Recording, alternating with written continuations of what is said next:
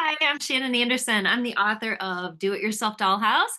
This book just came out this month. I'm very excited about it. It's through Cardinal Rule Press. And this book was kind of inspired by my own childhood. When I was a kid, our family didn't have very much money.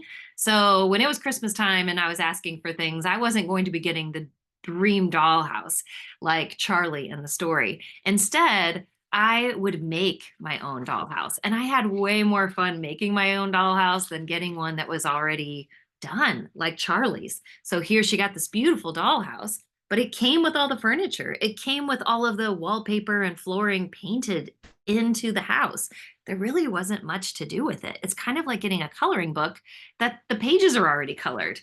But instead, if you think about what Lucy did, Lucy found boxes and she made her own dollhouse. And speaking of boxes, she had this really cool box called the Someday Maybe box, where she gathered treasures and recyclables and little craft items, things that she could use to create her own dollhouse. So you can see she's got like little pieces of paper and she has spools, acorns, caps, boxes, all kinds of things that can be turned into something else and repurposed. And so all Lucy had to do was use her creativity, which was all the fun of it. It was way more fun creating the thing than even playing with it afterward, really. At least that's what it was like for me. So think about boxes that you might have around or go through your family's recycling bin, see if there are some things that you could use there. These two simple boxes, look at this.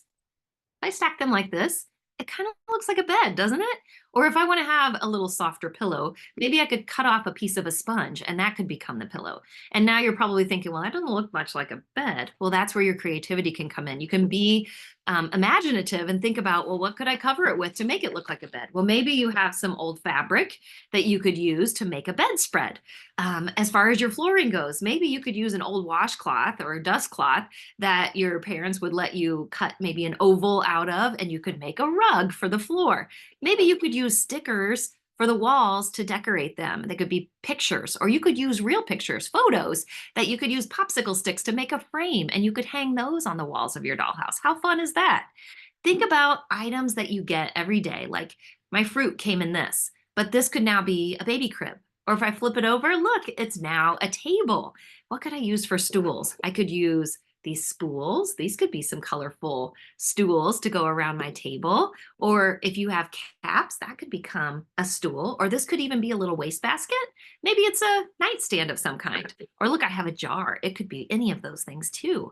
So just think about the things that you have around that you could use, that you could repurpose, you could be creative with, use your imagination and create a really cool either dollhouse, a diorama of some kind, even a pet rock habitat or a headquarters for your hero figurines. Anything that you want to create, you're only limited by your imagination.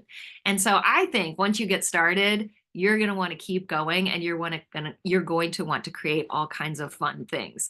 So I just wanted to share some ideas and some of the fun I had as a kid. I hope that you enjoy reading Do It Yourself Dollhouse. I hope that you'll be creative today. Find some objects that you can use to make something new and repurposed out of and have so much fun while you're doing it.